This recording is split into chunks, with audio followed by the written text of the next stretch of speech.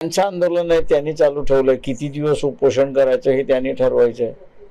तर त्यांनी असा निर्धार केलेला आहे, जोपर्यंत आरक्षण भेटत नाही तोपर्यंत आम्ही उठणार नाही, असं त्यांनी ठाम भूमिका घेतलेली आहे.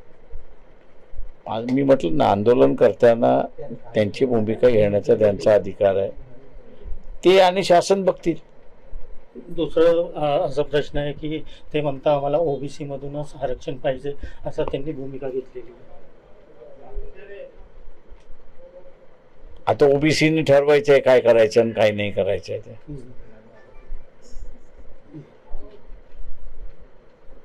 थँक्यू. मी म्हटलं ना, शासन आणि संघटन हे बसून तिथे ठरवतील. जे ठरेल त्याला आपण मान्यता द्यायची. दुसरं असं आहे कोर्ट बघेल मग ते कायदेशीर आहे की बेकायदेशीर आहे.